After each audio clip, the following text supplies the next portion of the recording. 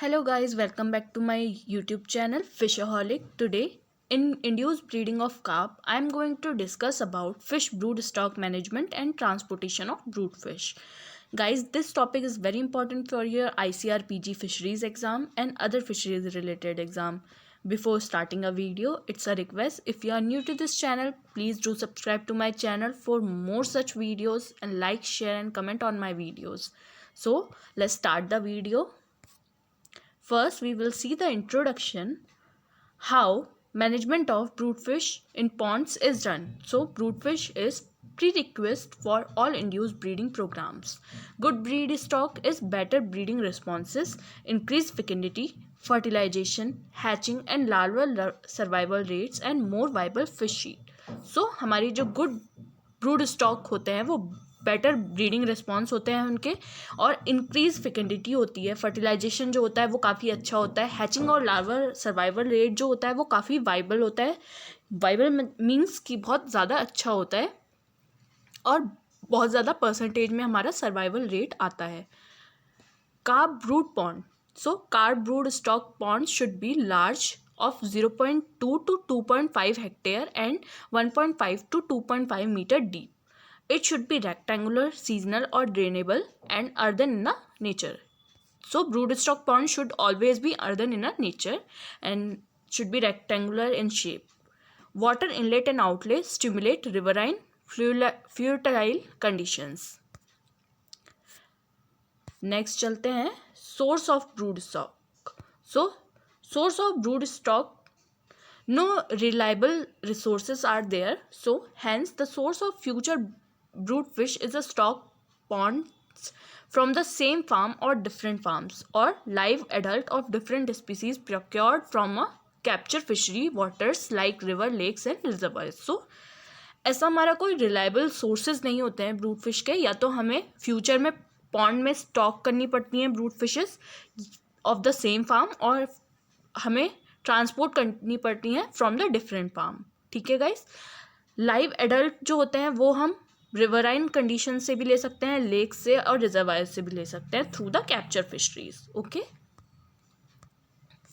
Next is care of brood fish. This topic is very important, काफ़ी बार पूछा जाता है एग्जाम्स में. So care of brood fish कैसे करते हैं हम. Recommended stocking density of carp brood fishes is 1000 to 3000 kg per hectare. हमारा 1000 to 3000 kg पर हेक्टेयर हमारी स्टॉकिंग डेंसिटी होनी चाहिए ब्रूड फिशेस की. While rohu and mrigal are stocked at the higher rate, catla is stocked at the lower rate since it is require more space for proper gonadal development. So जो हमारा कतला होती है उसे लोअर रेट पे स्टॉक किया जाता है. क्यों लोअर रेट पे किया जाता है स्टॉक? क्योंकि जो स्पेस है उसके लिए वो ज़्यादा चाहिए होता है गोनाडल डेवलपमेंट के लिए, जबकि हमारा जो रोहू और मृगल होती हैं वो हायर डेंसिटी में स्टॉक की जाती हैं.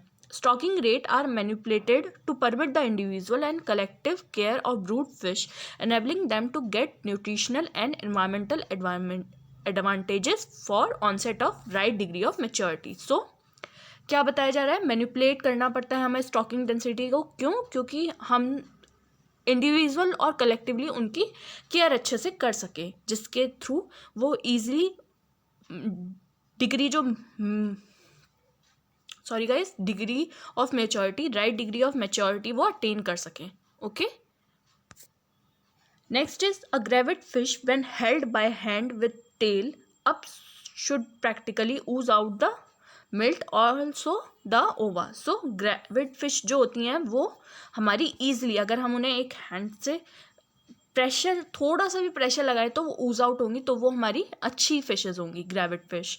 Okay. Carp brood fish fed with traditional diet consisting of rice bran and oil cake should be 1:1 at a feeding rate of 1 to 2% of body weight. So हमारा ब्रूड स्टॉक के time पे हम 1 to 2% of body weight daily उन्हें feeding rate रखते हैं उनका. In addition to artificial feed the grass carp is also given tender aquatic weeds and terrestrial grasses.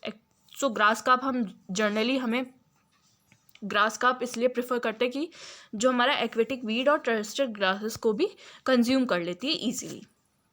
Next, common carp demand their separation from other carp species due to their natural breeding in ponds with aquatic vegetation. So common carp जो होती है हमारी Chinese carp, ये क्या करती है कि ये नेचुरल ब्रीडिंग करती है हमारी पॉन्ड्स में. इसमें हमें इंड्यूस ब्रीडिंग कराने की ज़रूरत ज़्यादातर नहीं पड़ती है. एक्वेटिक वेजिटेशन के साथ हमारा नेचुरल ब्रीडिंग होती है इसकी पॉन्ड में. The common carp brood fish is segregated sex-wise and stocked in separate ponds to prevent accidental spawning in the pond. Accidental spawning ना हो इसलिए कार्प को, कॉमन कार्प को हम सेपरेट कर देते हैं. Katla in particular needs to be separated from the rest of the species as it shows poor responses to the hormonal injection when stocked with other species. So कतला को क्या करते हैं हम सेपरेट इसलिए कर देते हैं कि जो रेस्ट ऑफ स्पीसीज के साथ अगर वो रहेगी तो पुअर रिस्पॉन्स होता है उसका हार्मोनल इंजेक्शन को.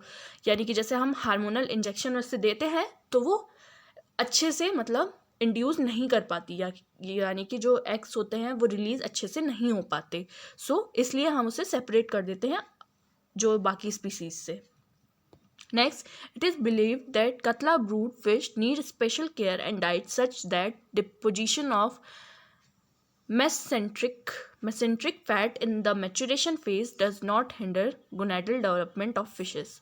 So, कतला की केयर इसलिए अच्छी रखनी चाहिए कि जो फैट है वो डिपोजिट ना हो और गोनेडल डेवलपमेंट में उसे एक ऑब्स्टिकल की तरह ना वर्क करे. सो इसलिए हमें कतला की जो ब्रूड फिश कतला की होती है उन्हें अच्छे से सेपरेटली केयर करनी पड़ती है. Next, brood stock management practices इन कर्नाटका स्टेट. सो इन कर्नाटका वन फार्मर और आर साइंटिस्ट वैसा versa in 1999 described about the brood stock management practices done in the Karnataka state. So the number and the quality of egg produced are significantly affected by the condition under which the brood stock is maintained. So कैसे हमारा number and the quality of egg जो है significantly affected हो जाती है condition से. क्योंकि अगर जो हमारे कंडीशंस ख़राब हुई वहाँ पे जहाँ पे ब्रूड स्टॉक को हमने रखा है, केयर की है, जहाँ पे अगर वहाँ की जो हमारी कंडीशंस हैं वो एक्यूमुलेटेड कंडीशंस जो हैं वो भी अच्छी नहीं होंगी तो हमारा जो नंबर और क्वालिटी एग्स की वो हमारी अफेक्ट हो सकती है. दो quality of brood stock diet, feeding regime, the quality of brood stock and the water management are the principal factor that influence the condition of brood stock. So brood stock की diet, feeding regime, quality of brood stock and water management are the main or principal factor. Okay guys, most seed farms raises brood stock in their own farm. There are instances of inbreeding depression as reported by these people and maintain them in the ponds at the density of 1000 to 2500 kg per hectare. So let's see next. The earthen broodstock ponds vary in area from 0.2 to 1 hectare with the depth of ranging 1 to 2 meter. The main basic steps in preparation of broodstock ponds are control of aquatic weeds. As I have told you in the last video, जो भी हमारे unwanted weeds हैं, जो भी हमारे aquaculture में मैंने जैसा कि आपको बताया था कि control of aquatic weeds which is done manually, eradication of unwanted fishes by applying Mahua oil cake eight the rate of 2000 to 2500 kg per hectare. Pond liming should be done 100 to 200 kg depending on the pH of the soil. Okay guys, pH of the soil यानी कि हमारा अगर 6 है तो हमारा 100 to 200 लगेगा. अगर इससे ज़्यादा है तो हमारा जो डोजेस हैं वो इंक्रीज होती रहेंगी जैसे जैसे हमारा पीएच एसिडिक होता रहेगा. Next, fertilisation the pond with the cattle dung at the rate of 15,000 to 20,000 kg per hectare per year और poultry manure at the rate of 5,000 kg to 10,000 kg per hectare per year to enhance the heterotrophic food production. Heterotrophic food production यानी कि हमारा planktons वगैरह हैं उनको maintain करने के लिए हमारा ये मैन्योरिंग ज़रूरी है. 200 to 4,000 kg per hectare per year हमारा nitrogen, potassium and phosphorus mixture is applied in the split doses at the fortnightly और monthly intervals. monthly और fortnightly intervals पे हमारा ये doses हम split करके देते हैं.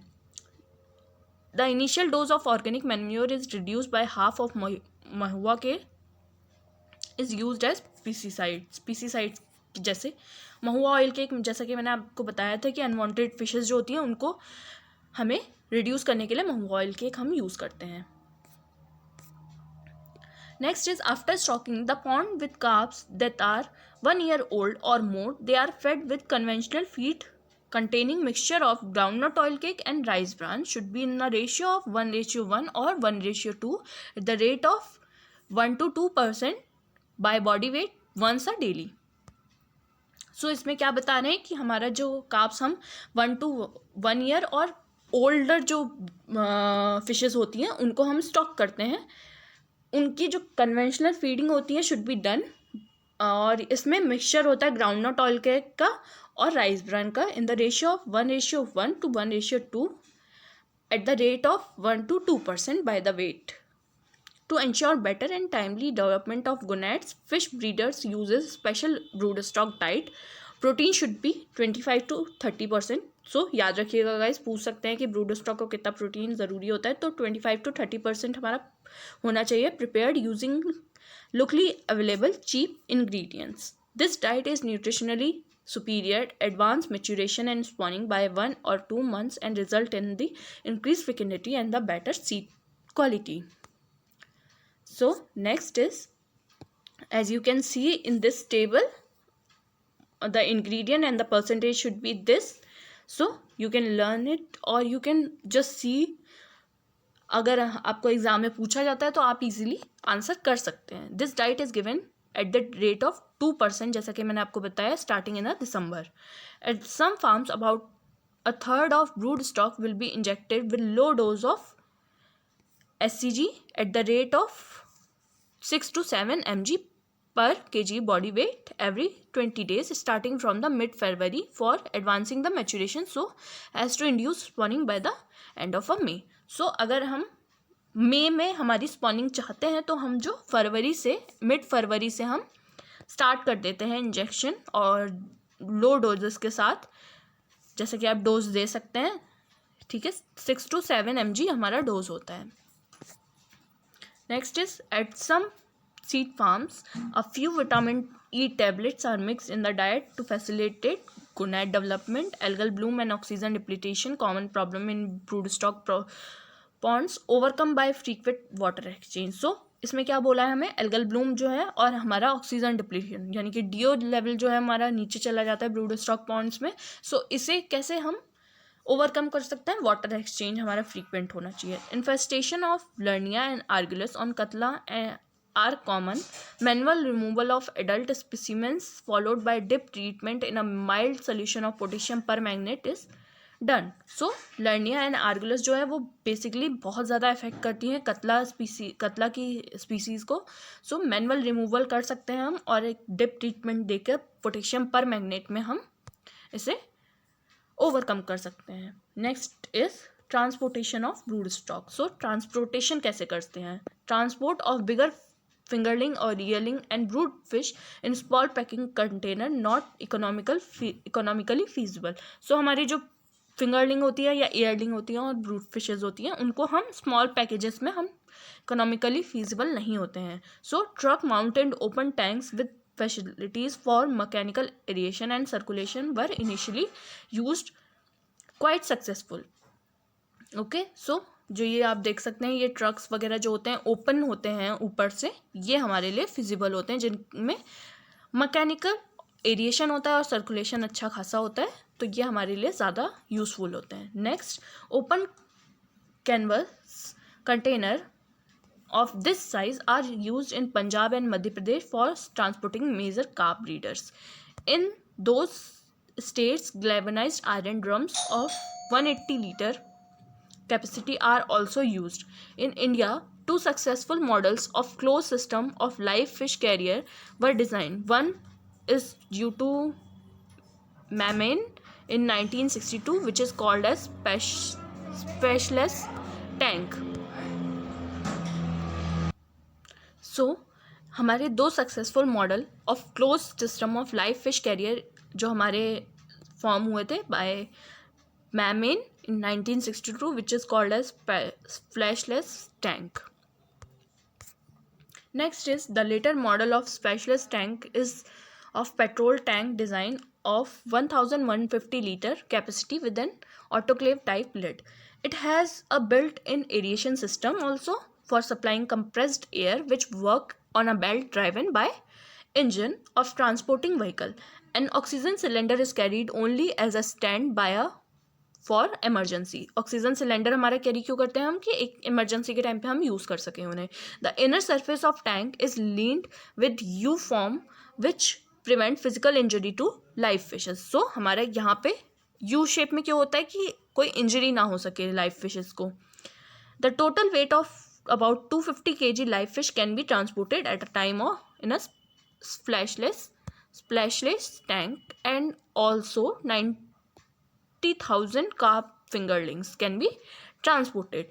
The load ratio of fish to water in this type of carrier in about 1 kg of fish per 4.5 liter of water. So आप देख सकते हैं कि हमारे ये मॉडल्स हैं और हमारे टैंक्स हैं जिसमें हम कैरी कर सकते हैं. Next is petro developed a tank which has an outer chamber of 120 centimeter diameter open from the top and slightly smaller one closed from top. Later during transport fits inside the former.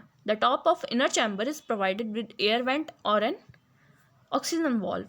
Our outer chamber serve as a storage tank and initially filled with the water along with the fish to be transported. The inner chamber, which is sipped from upper open end of the water, serve as a oxygen holding chamber at its top and is lined throughout the U form to prevent fish from sustaining injury during the transportation. This double barrel type carrier, as stated by Petro, can transport a total weight of 90 kg of live fishes at a time. Thanks for watching guys. Do subscribe to my channel for more such videos and follow me on Instagram too.